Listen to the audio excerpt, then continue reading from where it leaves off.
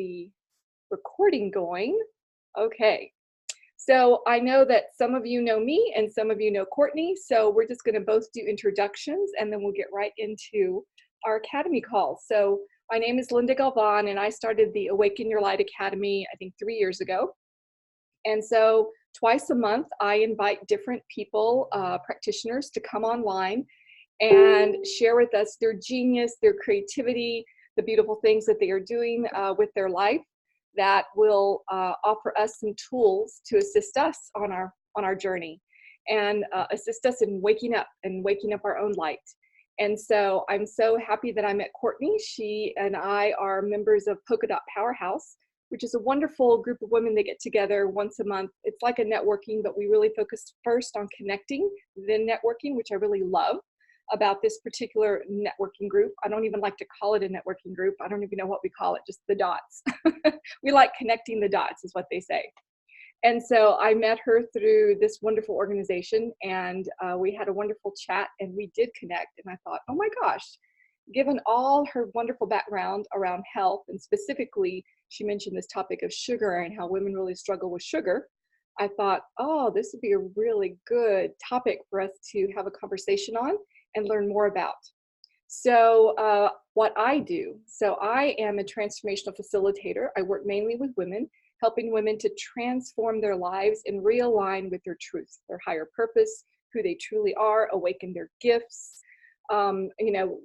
Usually women come to me because they're stuck somewhere in their life and they're not really sure what direction to go in. They're confused, or they're going through some big possible life changes and they have some deep healing to do around their past.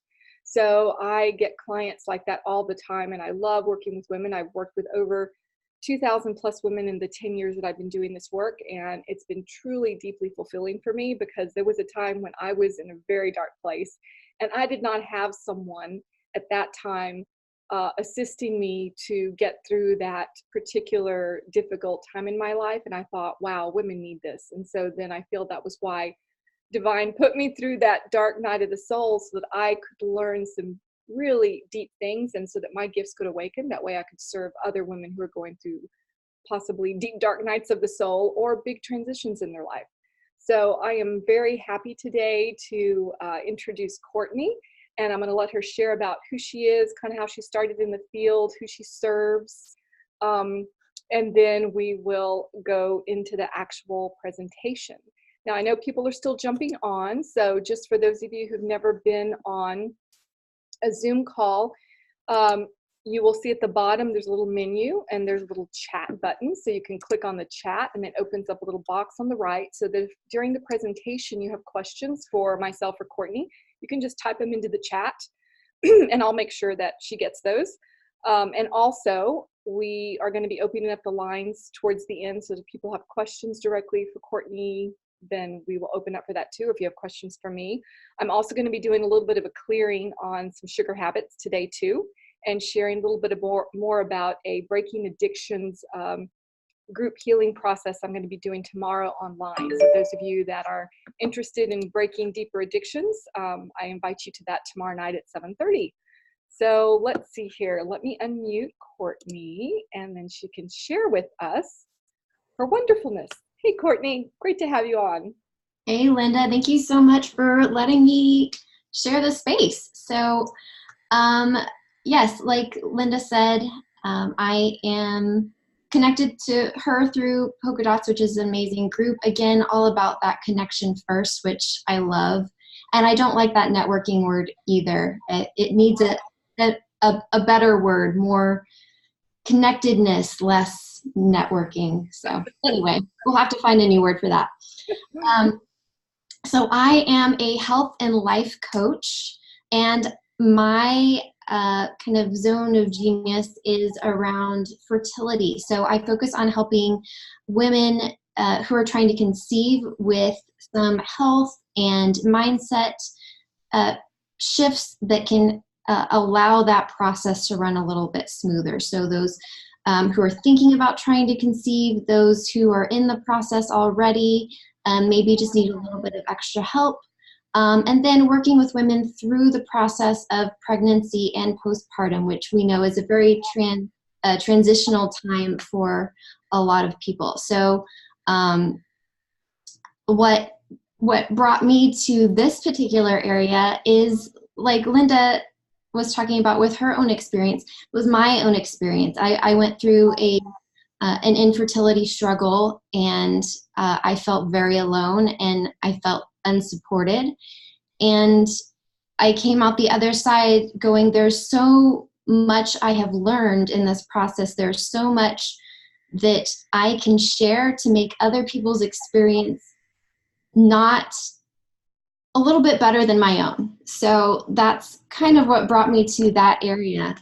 From, talking with women, working with women, and my own research in this area, really brought into focus this big first step in the process of improving health and just overall life wellness, and that is with cutting sugar. And I don't mean, going on some strict regimen where you can never touch sugar again, like, no birthday cake on your birthday and no glass of champagne at New Year's. No, I mean, this is about creating a lifestyle that supports your body and allows you to live in the way that you are at your best. Your body is functioning well. You are in tune with what's going on, and you are in charge of your decisions, and you're not allowing outside forces to make those decisions for you, which I'm sure we'll dive into in a little bit here with sugar, and how that addiction can really take away your power. So that's a little bit about me and kind of what led me here and why I'm talking about sugar today. So. Oh, wonderful. So yeah, I know in our conversation that we had earlier in the week, Courtney, the topic of sugar came up because it tends to be one of the major culprits that gets in the way when it comes to women conceiving. And I know some people on this call, in fact, most of them are not interested in having a baby anymore. They've either already had them or they're done with that. However, it's interesting how sugar impacts us as women, how it impacts our hormones, how it completely knocks off our emotional states, and absolutely from a place of me as an energetic practitioner, how much it actually disempowers us, our energetic. It actually shrinks our aura and our energy. It makes us way less effective in our magnetic, influence as women, in our feminine attraction. It actually dims us as women. And so, there's the practical side of it, of staying away from like the processed sugars. So we're going to talk about and having you share with us, why are processed sugars so much worse than, let's say, natural fruit sugars that you find in an apple, let's say, or strawberries. So what is it about the processed sugars, especially in foods, hidden in foods, that really can create issues for us as women? So did you want to talk a little bit about that and how it affects our hormones? Sure, absolutely. So with regard to processed foods, refined sugar, those are the real culprits, I will say. And things like high fructose corn syrup, where they actually up the amount of fructose sugar content for what you're consuming, to the point where it really shoots your blood sugar levels up, where your body struggles to bring you back down to normal levels. And we all know that your body's desire is to be balanced, and it's going to do everything in its power to make that happen. And so it has these hormones. Everything seems to be tied to the hormones. Insulin, which is a hormone, helps regulate our blood sugar. So we eat a bunch of refined sugar, it shoots up insulin, it tries to bring that back down to normal. We have another hormone, glucagon, that's on the opposite end, and it's taking fat for fuel to bring your blood sugar back up and use some of that stored energy. So we've got these two pieces that are trying to find that balance. But when we're adding refined sugars to the mix, it's making it a lot harder for our body to maintain that balance. And we can even shift it into a place where it doesn't know where that balance is anymore. So it can really affect not just those hormones, but the rest of the hormones in your body, because we know that everything is connected and one thing affects another. So that's kind of what we're focusing on with these refined sugars. Now, natural sugars, yes, they do have fructose, which has that same effect in your body. But there are other components to those foods because they are whole foods. They have nutrients, they have vitamins and minerals and antioxidants and fiber and other things that help your body function properly. So that having those natural sugars in your body, yes, it causes a spike, but not to the degree that these refined sugars and processed foods do, and simple carbs as well, highly refined foods.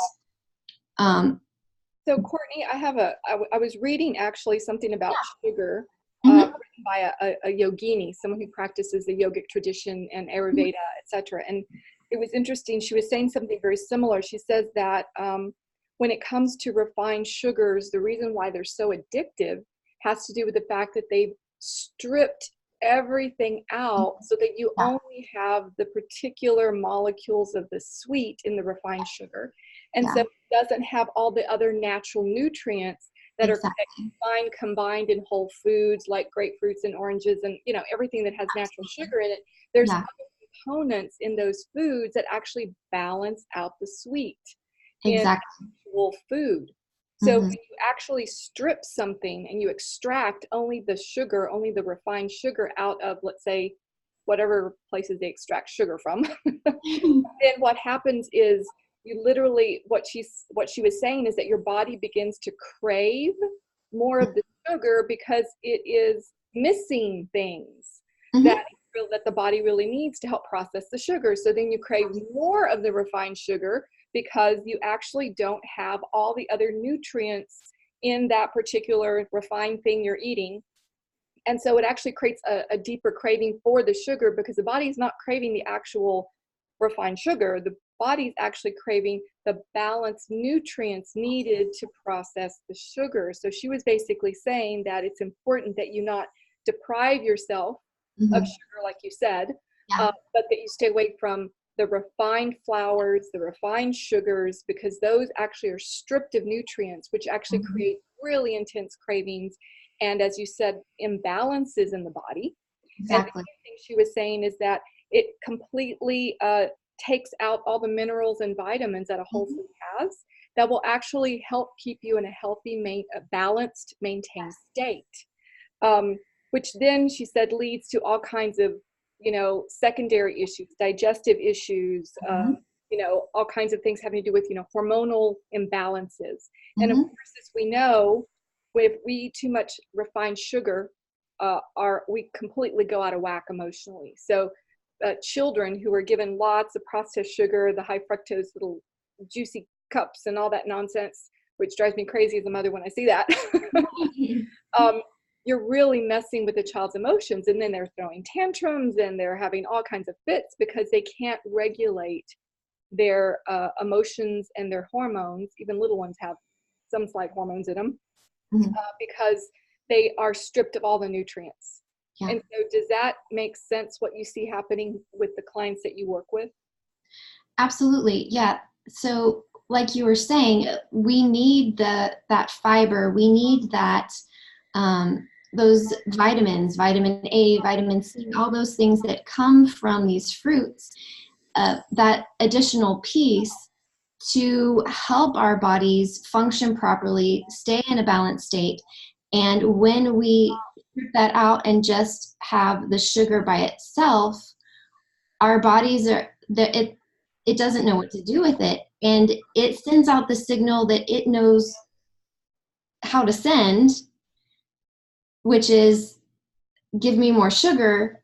That's how our brain interprets it, but what it's craving is the actual whole food, not the refined version. And like I said, our body tries to communicate with us in the best way it knows how.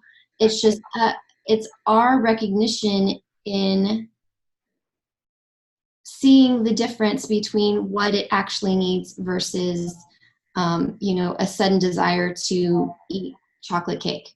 Yes. So Yes. yes. And there's been several people out there in the food world who have been really rallying against the food companies, who actually know how our brains work and know that by upping certain ingredients in processed foods, it creates an addiction so that it increases sales. Absolutely. And so in many ways, our sovereignty is being impinged upon through the ways that they manipulate the food, especially refined food. And which creates these addictions, which then, of course, is a bottom line profit for the food companies. So there's an aspect of us being in a place to really step into our power. I mean, I'm looking at this from more of a woman's empowerment kind of a position. It's like looking at how we can make really conscious choices, first about our bodies, as women, and not to support, companies and that are notorious for doing these kinds of things. And actually, in many ways, I see it as poisoning our food supply. I really do see, and they're poisoning our bodies and the bodies of our children. So for me, I kind of see it as a thing of, okay, I have my free will choice right now as a sovereign being to make choices around what companies I choose to support when I go to the grocery store and what I choose to put in my body. And so I kind of take it to the next level, which makes it more of a serious matter for me. So it helps me actually to more easily say no to refined sugars when I look at how it's truly harming humanity, our society. And now these companies are going into third world, fourth world countries and getting very, poverty-stricken communities addicted to sugar. I mean, it's horrible. And so I feel that, what is the way that I can make some choices that are conscious that not only help me, but also in many ways have, an impact, even if it might be a small one, on not supporting companies that really are causing great damage to our health because of greed. So for me, I kind of look at it from a bigger picture as well. But it does take practice to break this addictive habit, because everyone has heard that sugar's actually as addictive or more addictive than cocaine in the way that it works in the body. And so or in the brain. So they've done all these interesting studies to look at the brain behavior of someone on cocaine versus the brain behavior of someone on sugar. And they find literally almost no difference. In fact, there is a higher peak in addiction with sugar than even cocaine. And so we know that it truly is the drug of choice for many. So what would be, in your opinion, based on the coaching work that you do with women, what are some of the most effective tools, or a tool that you have used with women that you feel has really helped women to kind of begin the process of weaning off the refined sugars and really beginning to replace it with just natural sugars that your body knows how to process? Sure. Yeah, the first step really is awareness. So paying attention to what you're eating and the products that you're buying, and actually turning it over and looking at that ingredient list and seeing what's added in. There's a lot of products out there that we don't even think as having sugar in it, but if you look at the ingredients, there it is. So that first step of awareness, what am I putting in my body? What products am I purchasing, and how is it making me feel? So instead of just mindlessly going through your daily eating habits and eating processes, stopping and saying, okay, I've had this particular thing. Let me check in with myself and how does it make me feel? Is it supporting my body? Is it making me feel better, more energized, healthier? Or is it causing an energy slump? Is it causing brain fog? Is it causing me to feel like a lesser version of myself? And allowing it to become a conscious choice to pick what supports us instead of what brings us down. So it's back to that empowerment piece. We are making the choice to choose the things that support us and make us better, as opposed to what we have been doing in the past. So that awareness is that first key step. The woman that I was reading about, this yogini who works with, helping people just align to their power, she was actually saying that one technique she used is she would eat something and then she would wait 3 hours. So for me, I would actually put an alarm on and I would wait 3 hours and go, how do I feel 3 hours after I've eaten this particular whatever it is? Exactly. And then where your body is, because it takes that much time for it to process everything, et cetera, et cetera. And she says that she just made the decision that if she doesn't feel good after 3 hours, having eaten whatever it was that she ate, she just makes the decision that she wants to feel good in her life. She just wants to feel good. And eating that particular, whatever that refined thing was, actually did the opposite. So she just made the decision, I'm going to choose what makes me feel good. And if 3 hours later I don't feel good, then that's just a note to self. Why would I want to not feel good? Why do I do these things that actually harm me and hurt me? Why do I, move into these behaviors that are not self-loving?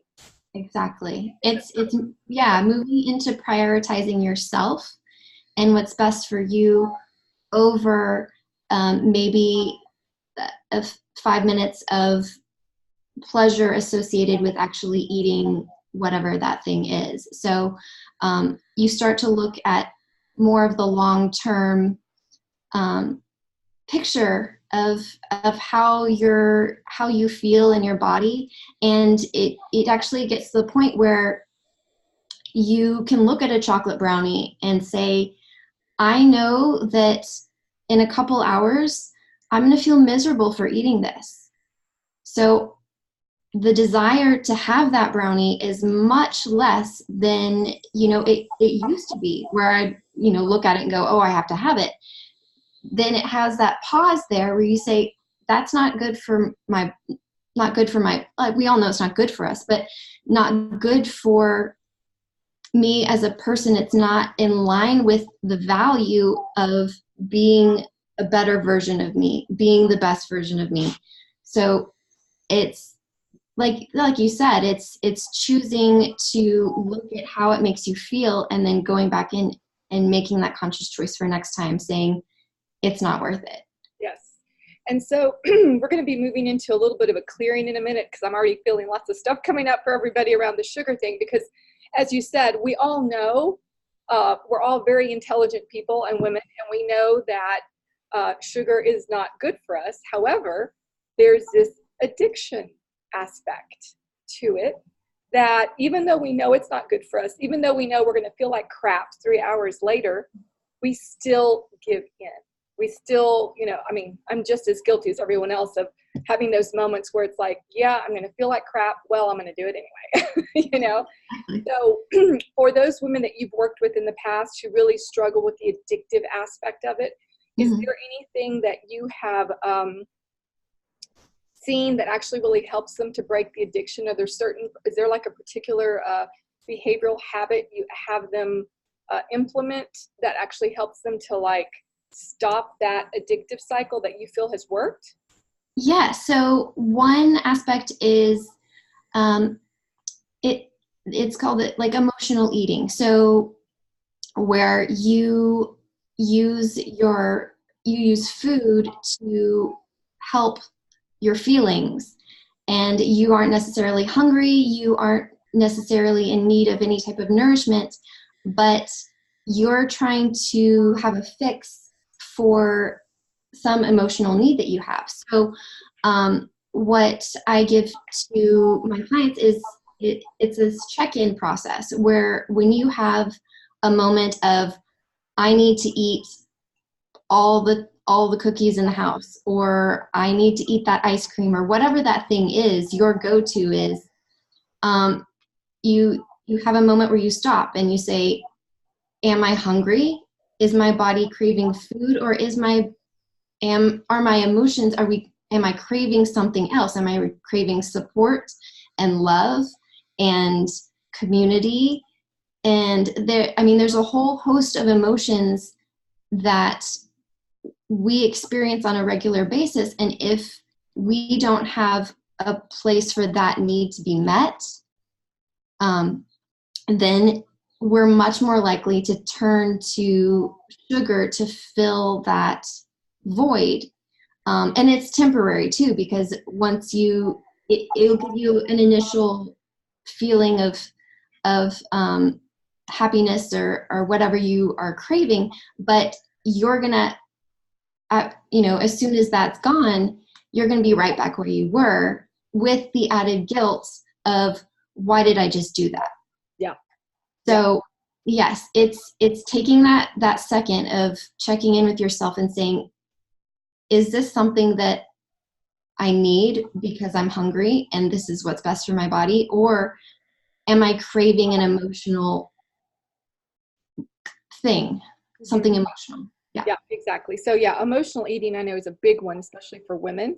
Mm-hmm. And one thing that I learned years ago is that when we are craving sugar, refined sugars, it's because in some way we're missing the sweetness of life, or we're not allowing the sweetness of life in. We're being really hard personally on ourselves. We're not allowing enough self-love. And that's part of, some of the layers that happen with us as women, is that we put ourselves last. And so when you put yourself last, you're not really giving yourself the sweetness of life. And so then, of course, you could then crave specifically sugars and sugar type things. And as you said earlier, this check-in process of just literally taking, they say that if you can actually just stop and breathe for 90 seconds, that's one thing I've learned. I don't always implement it, but if you can stop and just do some slow breathing for 90 seconds, then whatever this emotional thing going on that needed you to go to the pantry and grab something that, maybe doesn't serve you, that if you could just for 90 seconds, just do some slow, deep breathing and just kind of ask internally, what is it that I'm really needing right now? Do I just need to love myself in the moment? Do I just need a break? Do I need to just go outside and just, look at the trees or the sky? Do I need some sun? And that giving yourself that 90 seconds before you then make the next decision around the food craving or the addictive food, whatever that is for you, that will really, will literally help not all the time, but most of the time. I think like 80% of the time, it literally will make you make a new decision, that instead, let me deal with the emotional thing that's going on instead of using the food to cover it up. And this is a real common thing that starts in childhood. This is my understanding in the work I've done with some women, is that it starts in childhood, where you were ignored, you weren't nurtured, you weren't taken care of. Maybe you were neglected, maybe you were abused, and you really weren't getting the sweetness of life as a child. And so you developed a coping mechanism, which was, I'm just going to eat whatever makes me feel good, because the rest of life sucks and my family sucks and everything around me is horrible. And so me having this cupcake or whatever it is brings me joy. So as a child, it's a coping mechanism, and it's not wrong. It actually is something that you in your childhood had to do in order to get through some really difficult emotional times. And so then as you grow up, you're still doing that. You're learned a coping mechanism that worked as a child. And so now you're still implementing it as an adult, because you have not come up with other more conscious, productive ways to deal with the emotional stuff that comes up as an adult, even though you may still not be, of course, in that family anymore. So what I have noticed is it is that checking in, like just for a moment, check in and ask yourself, is this really something that my body's craving nutritionally? Like, is there something in that ding dong that my body needs? And so I sometimes will actually look at the ingredients in a food that I'm craving, and I'll notice, oh, phosphorus or potassium. I'll notice that there's a certain mineral in it, and I'm like, am I actually craving that mineral instead, or that particular vitamin or nutrient? And so then what I'll do is I'll say, okay, well, I have some supplements here, so I'm a big supplement person, so let me take some extra magnesium and let's see what happens. And usually I will take the nutrient or the vitamin that's needed, or I'll have like a vitamin powder drink, and the craving goes away, because I literally was craving something nutritional in that particular food, not so much the sugar. Right. So that's another thing that I do, is I just kind of stop and check in and say, okay, what is my body actually craving? And you're right, sometimes it's a need emotionally that hasn't been met, or it's actually a nutritional deficiency that you may not even be aware of. So as far as nutritional deficiencies, what are some of the most common ones you see with people who have sugar addictions? Is there like certain nutritional deficiencies that tend to make you want to have sugar more? There's different people are drawn to it in different ways.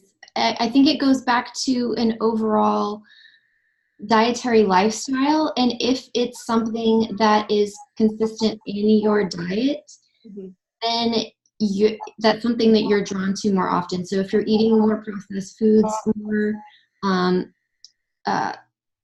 simple carbs, if you have a lot of those things in your diet already, then you're more likely to lean towards that refined sugar consumption. But yeah, and if you're eating more of a whole foods diet that's, has a lot of protein and a lot of healthy fats, then that desire is much less. So it really goes back to your overall eating and what you're consuming on a daily basis. So I have a friend of mine who's a functional medicine doctor, and she was, I actually spent a weekend with her and some of my friends, and we were actually talking about these dietary things. And so it was interesting, because she said that for the majority of us as women, especially as we get older, we're not getting enough protein in our diet. And that lack of protein is actually creating big sugar cravings for many women. They don't even realize what it is. It's a nutritional deficiency when it comes to not getting enough protein, especially if you limit your protein in some way, etc. And so she was saying that was one of the major things that she noticed when she was doing panels with, blood panels with women. They're just not getting enough protein, and then they were craving sugar. And so in truth, if you have more protein, you're going to crave less sugar, as you said. And then also same thing with fats. We've been taught back in the 80s. I did so much damage to myself in the 80s when they're like the no fat diets. And I would count my fat grams, and I would eat almost no fat. And I know I shrunk my brain, all kinds of stuff from all that. But, that was what the fad was back in the 80s, of the no fat diets, which were actually very dangerous and not good for you. And of course, we now know that there's a difference between good fats and not so good fats, and that we really, really, really need the omega-3s. We really need, certain types of fats that are really good for our brain, and that actually assist us to process fat in our body. Fat doesn't make you fat. It's actually the types of fats that you eat, right? And so I've heard that if you increase your protein and good quality fats, the likelihood of sugar cravings drops pretty dramatically. Yes. Yeah, absolutely. Your clients? Yes. Yeah. The protein and the healthy fats, they give you sustained energy, and it keeps you full and functioning for a long period of time. And when you're in this place of balanced, sustained energy, then you're not going to have those cravings for sugar, because your body isn't deficient in its energy supply. Whereas if you're going towards the simple carbs, the sugars, then you're sending it up and down and up and down, and it's constantly looking for a way to bring you back to that balanced state, and it's struggling to find it with a diet that's filled with a lot of simple carbs and sugar. So yes, like you said, if you've got that base of protein and healthy fats, then you're going to be in a much better place as far as those sugar cravings go. And when you do have something that's sweet, you do have something that's sugary, if you have that baseline of protein and fat in your diet already, then your body is going to respond so much better to that spike in sugar. It'll recover quickly, and it'll have less of an impact on you. Now, I learned several years ago, I actually hired a weight coach several years ago to assist me, and she gave me an interesting technique that I haven't seen anywhere else. She says, eat toward your carbs. So she goes, if you're at a restaurant, don't start with the chips and the salsa. Don't start with the bread or the cornbread or whatever that appetizer is. The reason or the the little snack that they give you ahead of time, that is actually to make you hungrier. So restaurants know you will order more, you will eat more if you spike first. And so what she was saying is that don't have those on your table. Instead, you start with the high fat, high protein, you eat that first. And at the very end, then you can bring in a little bit of bread maybe, or whatever the carb / sugar thing is. Because what you've done is you've let the body start to absorb the protein and fats, so that, as you said, it will be more efficient in processing the not so good carbs and the sugars that you may be eating, later in the meal. So she says you leave all of the carbs and sugars for the very end. You eat all of your high fat protein foods at the beginning, and give it about 30 minutes. So she's give time for yourself to eat. Don't do the rush eating. Right. And then your body's going to be way more likely to not spike so much when you have the carb or the bread or whatever it is. Exactly. For me, I was just like, whoa, because I would have spikes all the time. Some people's metabolisms metabolize better than others, and I am not one who metabolizes carbs and sugars well at all.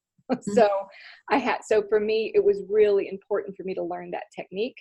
And it's really helped me a lot. So I know that when I'm really craving something sugary, it's really because I'm probably low on my protein and my fat. Exactly. So it's just been me. So. Yeah. And that goes back to what I was talking about earlier of your body sends the signals the best way it knows how. And if we can learn to tune into our bodies and know how to interpret those signals, then maybe you're having a sugar craving. But if you know that you're deficient in your protein and you go towards that first, then you're going to satisfy that need without having to go to that sugar. So just getting to know your body and making it an empowered choice versus allowing the cravings to dictate. Exactly. How you treat yourself. Yeah. Cravings are not your master. So another thing that I do want to talk about too, because I know there's some people on the call who are actually, they're into energy and sensitive to energy and things like that. Because the truth is, we're all energy, and some of you are into this astrological stuff going on in this month actually, and just in general, we've had some huge big spikes in energy. So even scientists at some of the top universities have been focusing on these waves of energy that have been, or light energy photons have been hitting the earth from galactic center, from the sun, etc. And what's happening, so there's been an interesting trend I've been noticing, is that those of us that are way more sensitive to, these energies coming in, whether we're aware of it or not, it ungrounds us. So we kind of get kind of spacey and out loopy, a lot in our heads, and we're not really in our bodies. And so then the body's like, whoa, I feel like I'm, floating out of my body. So our bodies will then crave things, including eating more in general, so that we ground. And so this is one thing that I have been noticing personally for myself and for other people and friends. We're just noticing that when we get ungrounded, we start having all these cravings for food because it's a material thing that helps us feel like we're physically in our bodies. So one thing to be aware of, especially if you're an empath or you're very sensitive to all this energy waves, the truth is it's affecting everybody, whether they're aware of it or not. You can get really ungrounded, and then you're just craving, you just want to eat, can't stop eating, you just want to eat, not just sugar, anything, because you're wanting to ground back into the body. So one thing that I know really can help is first, as you said, the awareness step. Really important. Like, okay, am I feeling ungrounded? Am I just being really spacey and ungrounded right now? Is that why I'm craving, whatever it is I'm craving? And usually what I will do is I will just literally stop. It's more than just 90 seconds. I will just stop, take some breaths, and I will visualize roots growing out of my feet, or I will step outside, even taking off my shoes, put them on the ground to literally ground myself. I will sometimes just go and touch a tree, just lean against a tree if I'm, somewhere where there's trees. And that actually brings me back in to my body. And then all of a sudden the food hunger thing, it literally dissolves. It goes away because I've just grounded myself. So I've noticed that there's been a lot of, in the past couple of years, as we've been moving into this huge waves of energy, a lot of people are awakening on the planet. There's been a lot of struggle with people eating a lot more than normal. So I've had clients telling me this, I'm eating so much, I don't know how to stop. It's the ungroundedness in some cases that's creating that. So I just wanted to kind of let some people on the call know that it's not just sugar cravings that have to do with nutritional deficiencies and emotional needs. There's also an energetic happening right now where our bodies are feeling really ungrounded as we try to integrate this new higher frequency that's on the planet now. Things are truly changing. We are evolving as a humanity. And so as we evolve, our bodies are wanting to hold more light. And there's actually been tons of research showing, how our DNA, when it gets triggered, it releases light. We are truly light beings. And so when we get hit with lots of light, it ungrounds us until our bodies can integrate. And this can sometimes create these huge cravings for all kinds of things, not just sugar, but all kinds of things, including just overeating. So I just wanted to kind of address that because some of it's not just the sugar. Some of it really is we're ungrounded and we're needing to practice grounding. Of course, those of you who do yoga or just breath work or just slow breathing or meditation and just get quiet for just literally put your phone for 3 minutes and just get quiet and close your eyes and just breathe for a moment and visualize yourself rooting into the earth, that can actually reground you.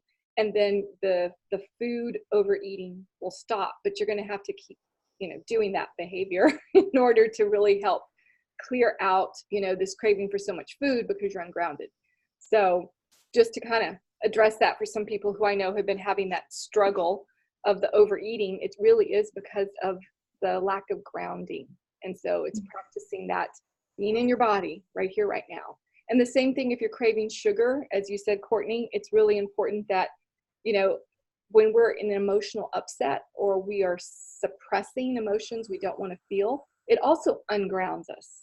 We kind of want to be not here, not in our bodies because it feels yucky. So let me mindlessly eat. Oh, look, I just ate a whole bag of potato chips. And you don't even realize you've done it. So that conscious, you mentioned this a little bit earlier, just being conscious when you're eating so that you're not just mindlessly chewing because you're needing to soothe your body. Exactly. Is there anything that you wanted to share about that? It's something that you touched on a little bit earlier about how these patterns go back to childhood. And I just wanted to touch a little bit more on that aspect. And so much of the meanings that we make in life are tied to the beliefs that we put in place for ourselves when we were children. We were trying to make meanings of the world and our situation in it. And so we formed this group of beliefs around what different things mean and who we are.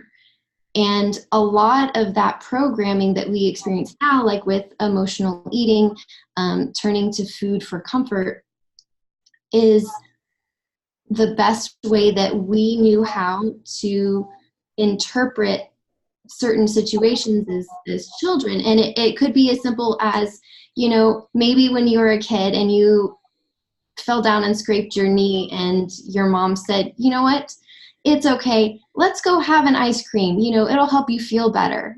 We start to interpret, food as reward, as comfort, or, oh, you've had a bad day, here, let's have your favorite meal for dinner, which is wonderful. But we interpreted that situation as a conditional experience. So when we feel bad, then we turn to comfort food. When we do something well and we're rewarded with, a particular food, it starts that conditioning process where, we don't even realize we're doing it as an adult, but as soon as, that particular emotion is triggered, we are reaching for something specific because of those patterns that we created way back when we were trying to figure out who we were. Yes, exactly.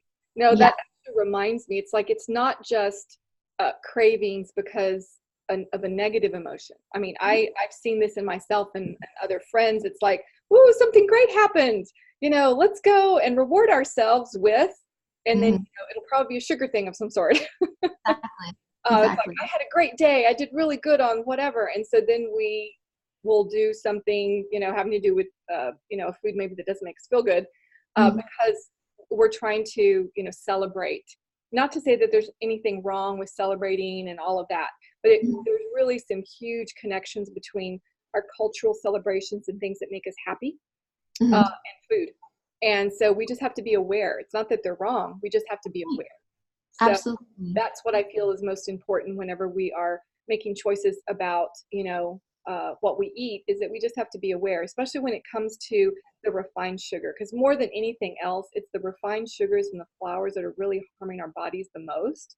So that is where I feel that we as women have to just be more conscious to empower ourselves, and to just make the choice that by choosing this refined thing, it's not going to be nutritionally valuable for me, and it's going to wreak havoc with my hormones, and it's going to make me feel very emotionally weak and empowered.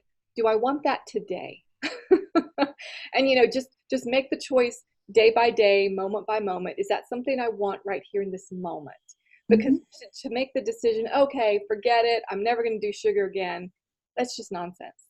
That it's not being fair to yourself, and it's not realistic. It's really about, in the moment, right here, right now, today, what is the most empowering choice I can make that will give me the most nutrition and make me feel the best I can feel?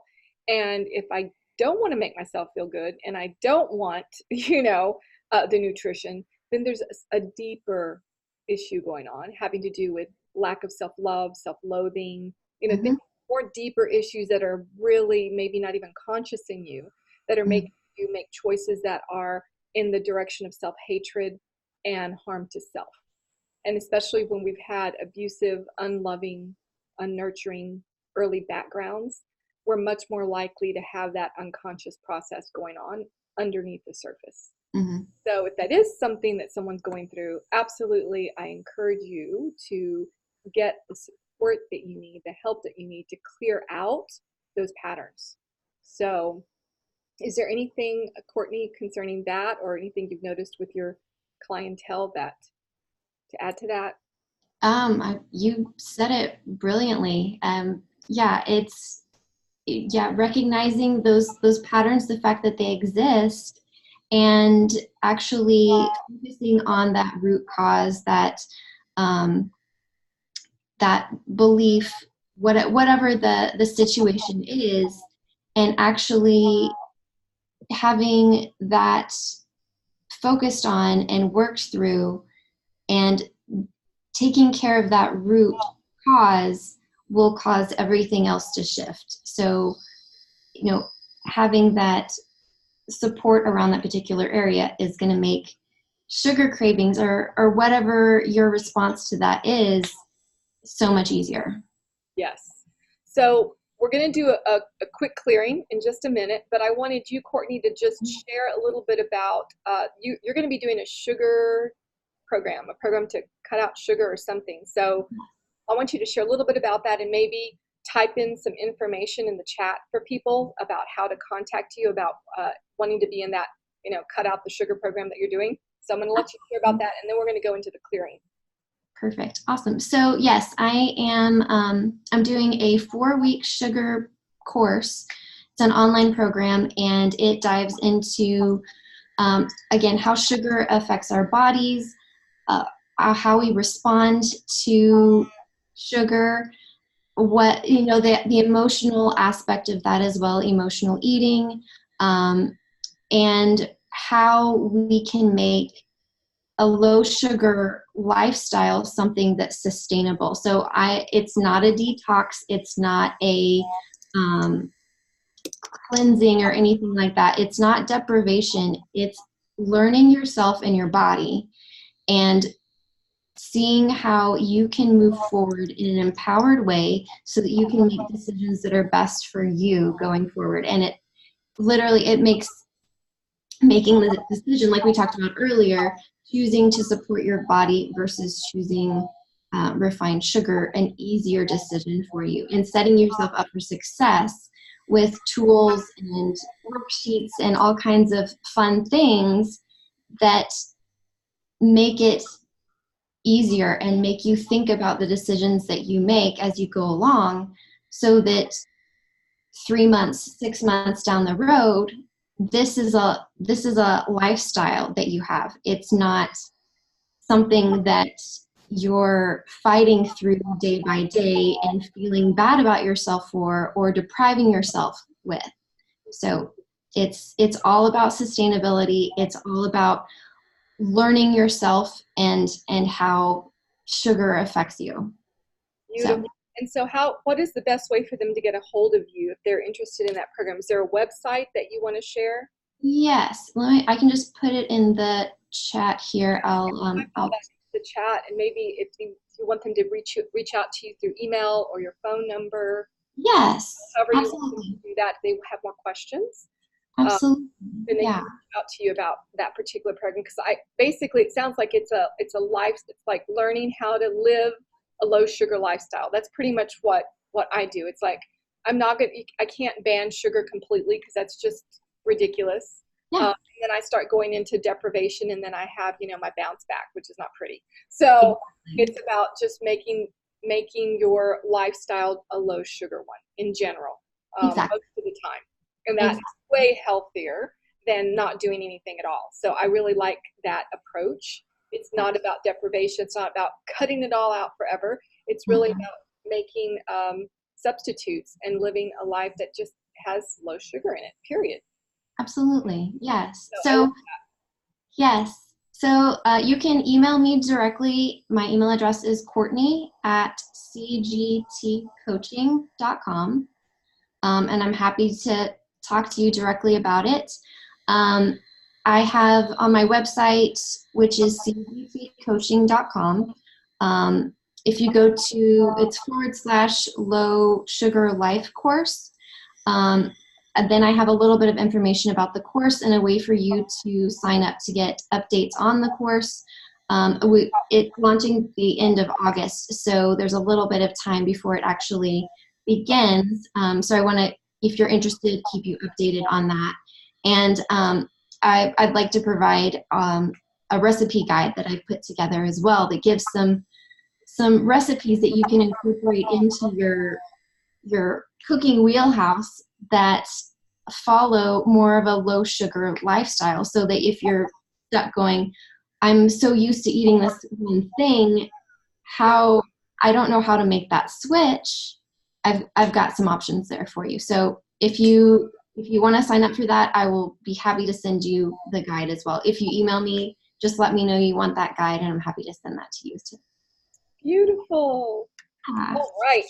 So we're going to do a clearing. I know some people had to jump off because it's their lunch hour and they had to get back to work. But we're going to do a quick clearing, and I'm going to send this out as a replay for those who missed this part. And then also, just to let y'all know, some of you who are already on my list, I am tomorrow night going to be doing a small group healing process called Breaking Addiction. And it was a huge download I got just last night about this. That's why I'm putting it out last minute, but I was like, what is wanting to move?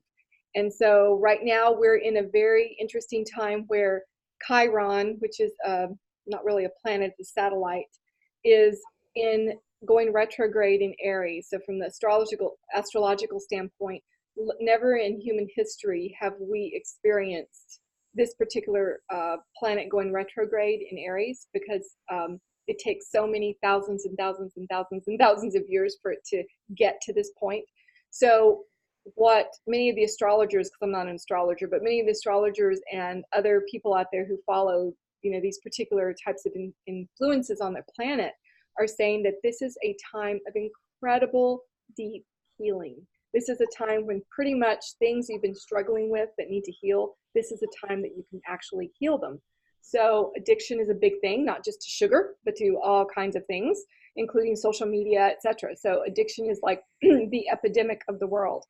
And so tomorrow we're going to be really diving more deeply into addiction as a whole, not specific types of addiction, but just addiction in general, and really doing some deeper work on releasing out these particular patternings we have coded in our DNA.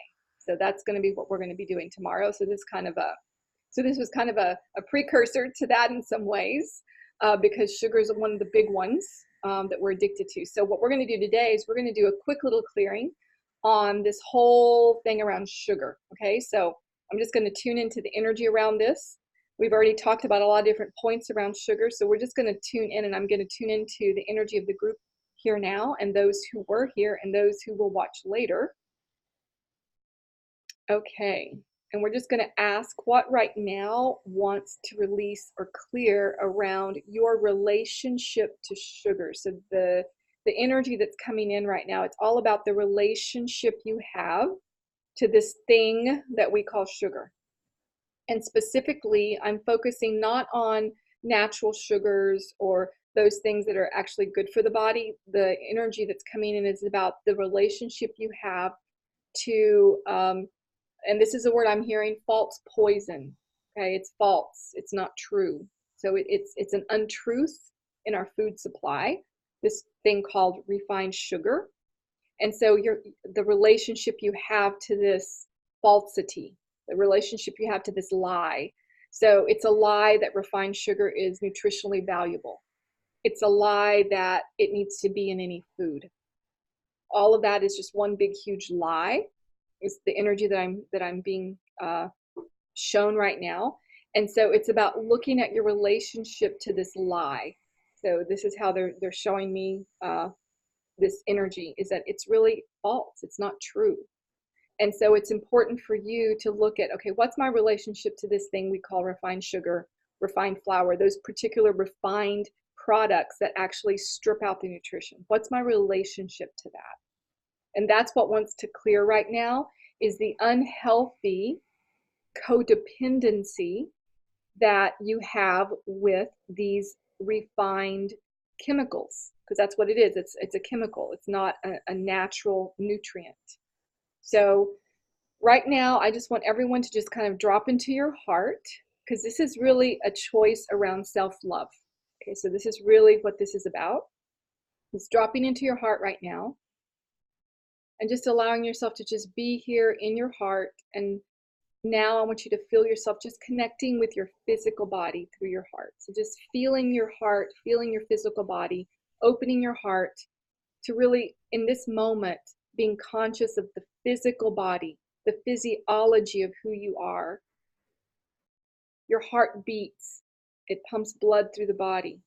It carries nutrients through the blood cells.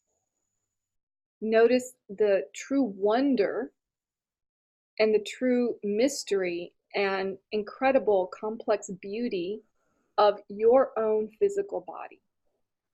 That it does processes, millions of them every day, that you're not even aware of at the level of your brain, your mind, to keep you alive, to keep you functioning. And the whole purpose of your beautiful body and its physiology is so that your spirit can live a happy, fulfilling life in this body as you live this journey.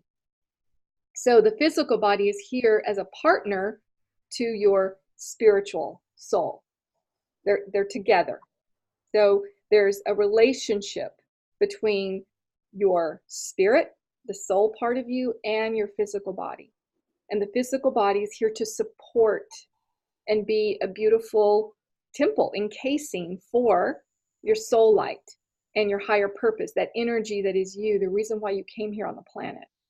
So your physical body is not the problem. So this is one of the clearings, is that anywhere where you have blamed your physical body, that it's the problem for the cravings, that your body's the one that's to blame for blah, blah, blah, blah, whatever.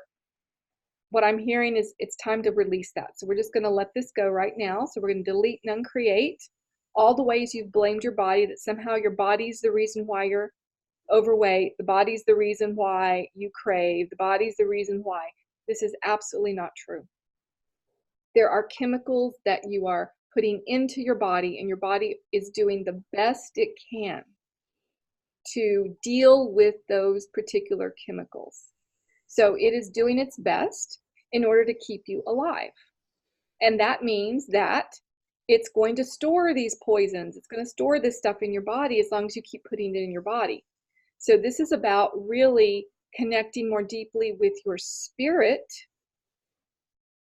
and having your spirit and your body speak more to each other, so that when you make decisions from the place of your divine wisdom when it comes to food, versus the physical body that's been unfortunately abused and in some ways altered by the chemicals that we put into it. So the body now is confused, and sometimes it can't make the most clear decisions because it's confused about all the chemicals in foods.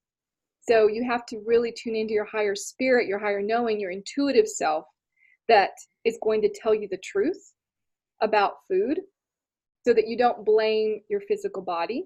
Your physical body is just doing the best it can given all of the confusion that it's been, fed, so to speak, by food, etc. So what I'm hearing right now is this is about doing a huge forgiveness of the body. So just really in this moment, just dropping into your heart and just forgiving your body. I forgive you. You've done nothing wrong. I release you of all blame. You are here to keep me alive. You're doing your very best. And I will do my best to make better choices around the foods I put in you, so that you don't get confused with the chemicals.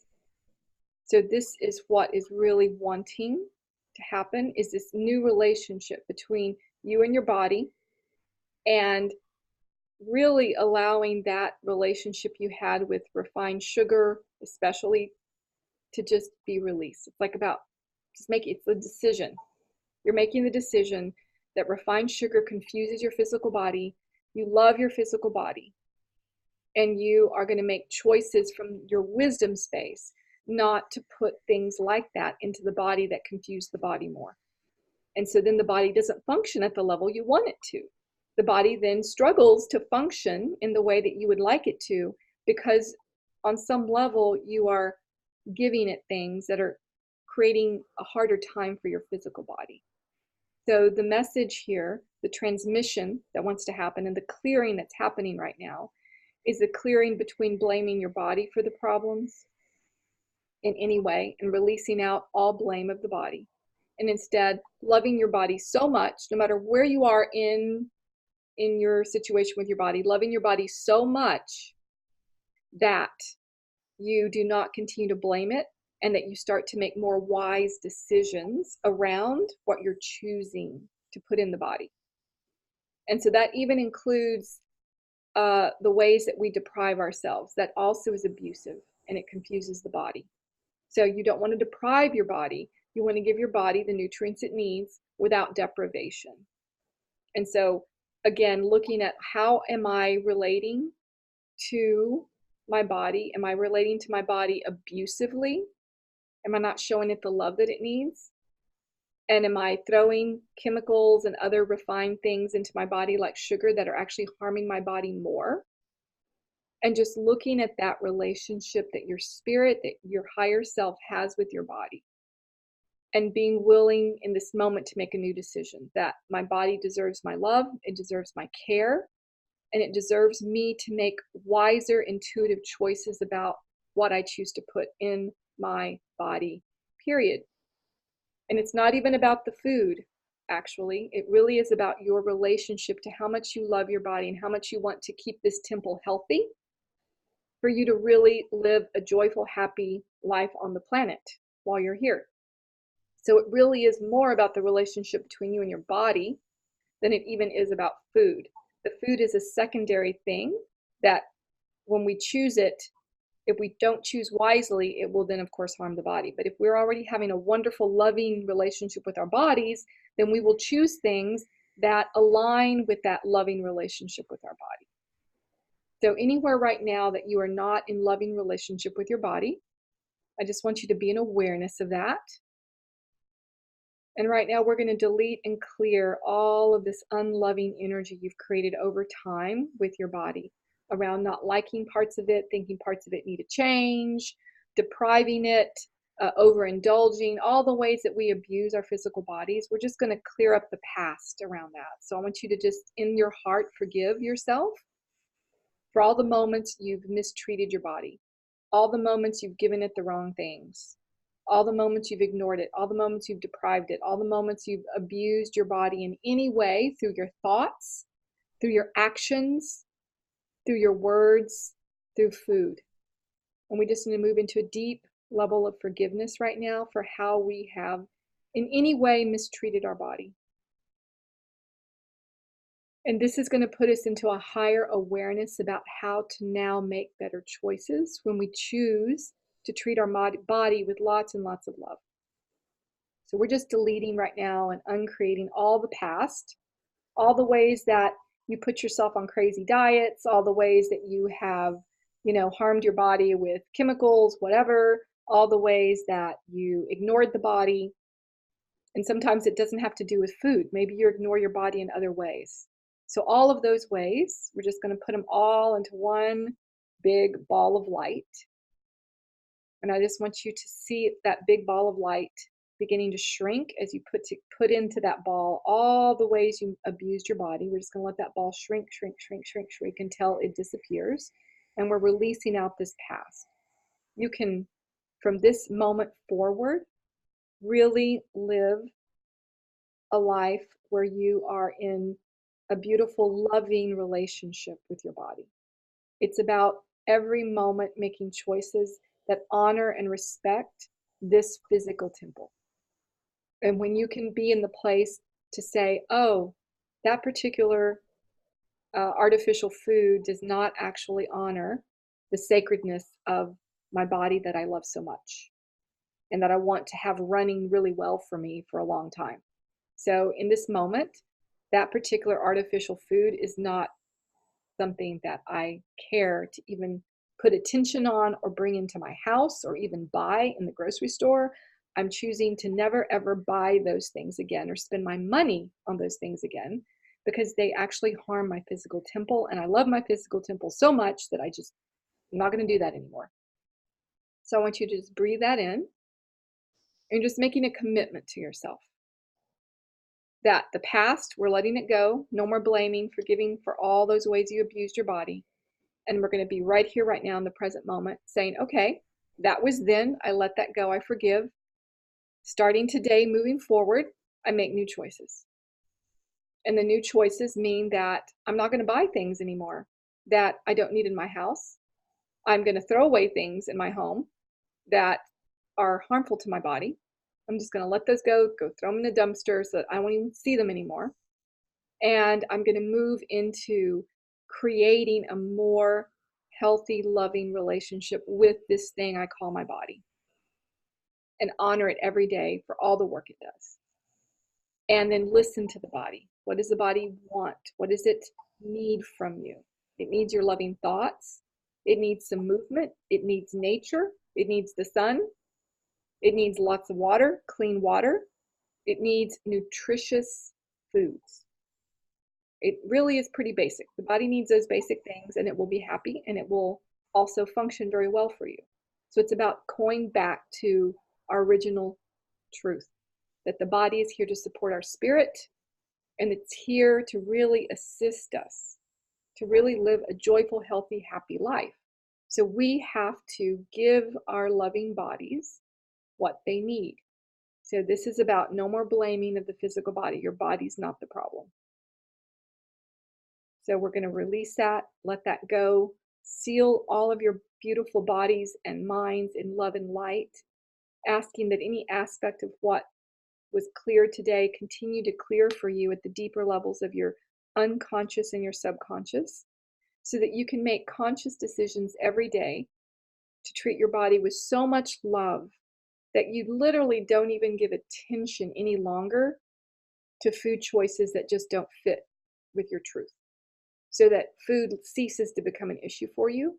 Instead, you're aligned with, my body is a loving temple, and what choices am I going to make that are loving towards my body, period. So we're bringing this down to some very simple actions. So allowing this to be in your awareness, allowing this to settle into your heart, knowing that this transmission is here for you. I'm going to send out the replay, so if you want to re-listen to this aspect of this transmission to keep reminding you of this truth, I encourage you to do that. And so now I'm just going to seal this portion of our clearing in love and light, asking that this transmission and activation deeply align you to the highest truth in your relationship to your spirit and your body. And with that, I just seal this with thank you, thank you, thank you. It is done. It is done. It is done. So just taking some deep breaths and really allowing yourself to be here now. And I just know that there's a lot of energy still moving for some of you, so we're going to let that keep moving. And I want to say thank you so much to Courtney for being here today and sharing her beautiful wisdom around helping us with this whole thing called sugar, and offering this low sugar lifestyle, which I think is a nice balance for us, instead of doing the deprivation thing, which is very abusive to the body. So thank you, Courtney, and thank you to all the beautiful women you work with to bring beautiful babies into the world. That is a beautiful calling to have. So if any of you know people who are struggling to get pregnant, remember Courtney, because she's not only a health coach, but she is a life coach for women who are really struggling with fertility. So if any of you know people who really are in support, need the support to get them through that process, please remember her and send them Courtney's way so that she can do her magic with them. Thank you. Well, thank you so much, Linda. I really, it was wonderful being on here with you. Thank you for inviting me. And it's been a wonderful experience getting together with all of you here. Wonderful. And if anybody has any last minute questions, I didn't see any questions in the chat, so I'm assuming you don't. But of course, if you do, you can always email Courtney directly. And of course, if you have questions for me, you know how to reach me too. So I'm going to seal you all in love and light, saying thank you so much for joining us at your noon hour for our Academy call on this issue of sugar and stopping this addiction. And let this particular clearing we just did really integrate. It was a deep one. So like I said, I'm going to send out the replays if you need to re-listen to that part, and to all the wisdom that Courtney shared. Please forward the replay to those who you think would benefit. All right, Courtney, thank you so much. Thank you to Stacy Africa Yuta for hanging on for the end, and to all of those who will listen later. Much love. Bye, everybody.